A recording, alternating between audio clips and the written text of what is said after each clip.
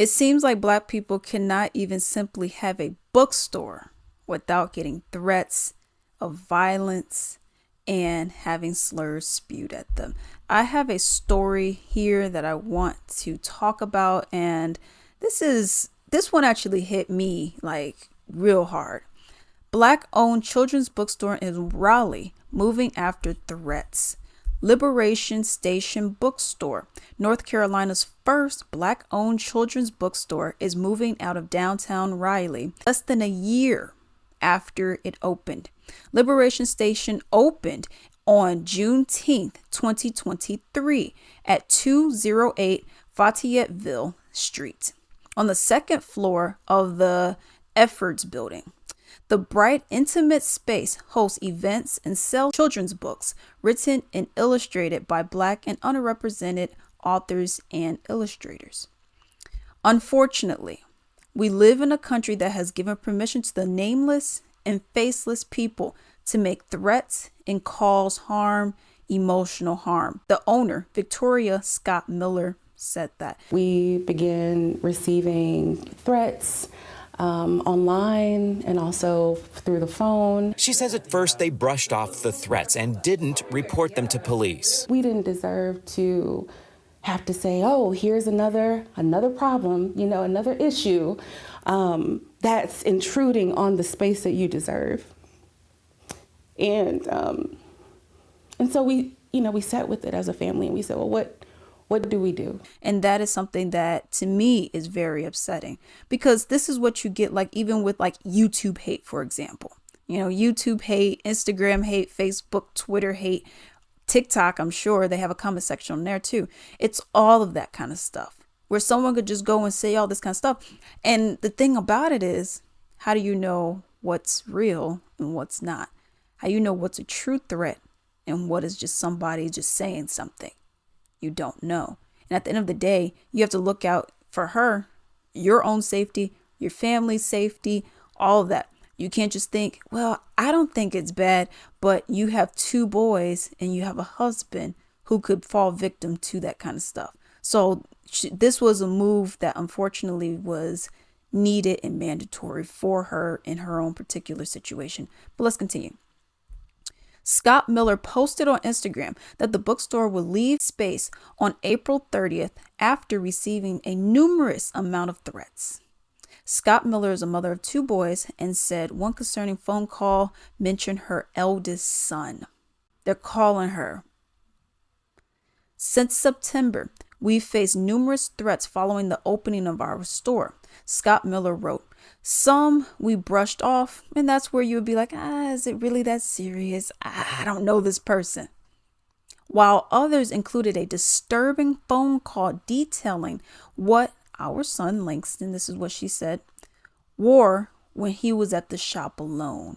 So you have people who are saying like, oh, well, I seen your son. He was wearing the red shirt, the Timberland boots, and, the sandy gray, the sandy brown pants.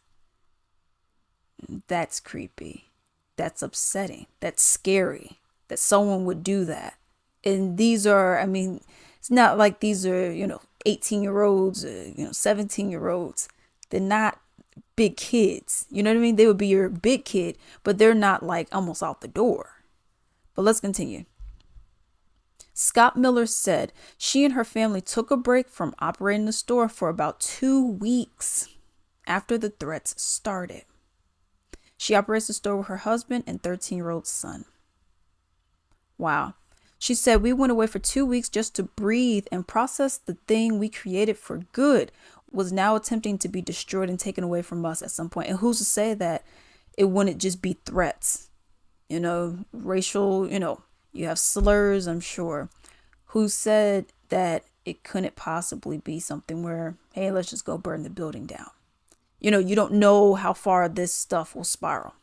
In response to the threats, Scott Miller said she frequently changed operating hours. Wow. Having to do all of this because you're fearful of you and your family's safety. Scott Miller describes the threats as sickening, targeting her store and family. I think it is the power and presence of seeing a Black family unit doing this work And I think that that's the threat. She says it's become exhausting and unsafe to the point that Liberation Station will soon become another vacant space on a street the city's trying to revitalize. How are you revitalizing a city if you're forgetting the people that matter, that are marginalized? That's a question for a community to unpack as Scott Miller prepares to move her business out of downtown. We will find our place. We will find the place that was designed for us, that feels safe, that allows us to grow, that allows us to have these tough conversations. She said, we've been strategizing within our means to avoid being targeted.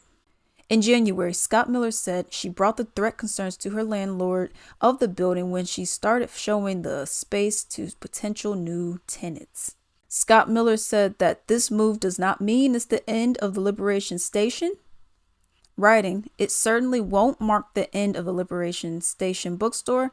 There is so much more work to be done. She just has to get out of that location. So, and this is the downtown location, so I'm not sure, different city.